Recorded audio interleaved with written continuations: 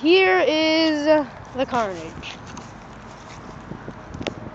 of the plane crash on the FPV Adventurer V2. Brian, show them the wires.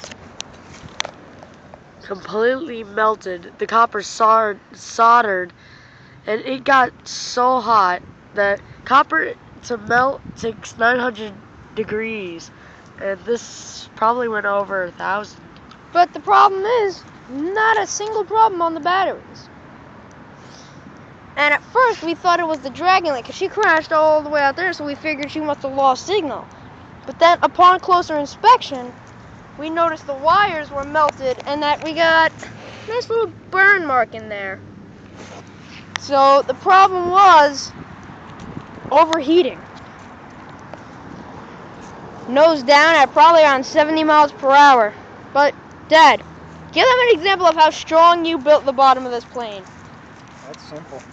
I mean, look at the this. attach points for the wing, that kind of got wrecked. There was no way to beef that up too much, but she went in, hit here. And as you can see, this airplane is built to withstand it. That's the strongest part of the whole airplane, is right here. From here to here.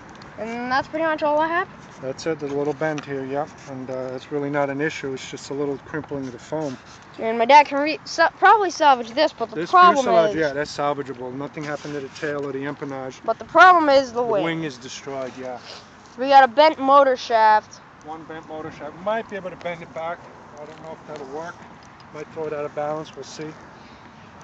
But she hit, this prop hit the ground, this side, and that just, it wasn't turning, thank God. If it was turning, it would have, actually still, it would have turned, it would have still bent the shaft. As you can see, the shaft kind of, servo control horns got wrecked. My video system totally dislodged. I'm hoping that doesn't get damaged. That was the antenna lead for my clover leaf. Clover leaf is just fine, ironically. My Dragon Link is in here.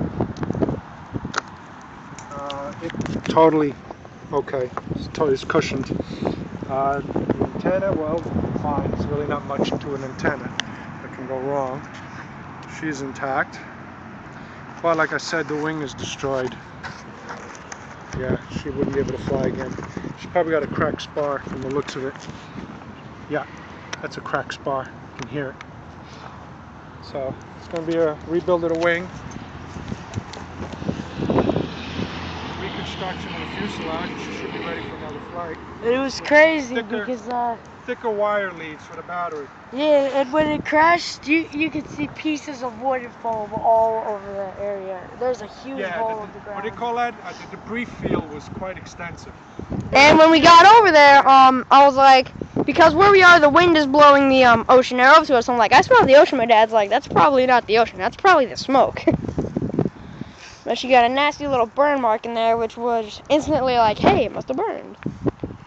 Well, hopefully folks learn from my mistake. Never use thin wires.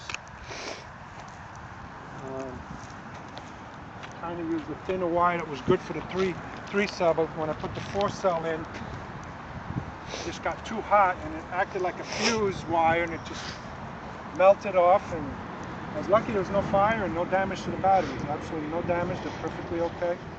And me and my dad, we've seen in our own house how easily batteries can set on fire. Yeah, I'll be watching these over the next couple hours just to make sure that nothing weird is happening. Fire recharge, should be alright. Video battery, well, that was well protected. So mainly just the wing. Yeah, the biggest hit was the wing and the canopy. The GoPro survived. That's the main important part. We need that GoPro.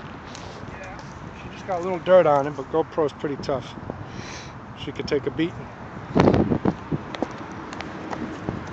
So that is the carnage, but we will rebuild. Yes.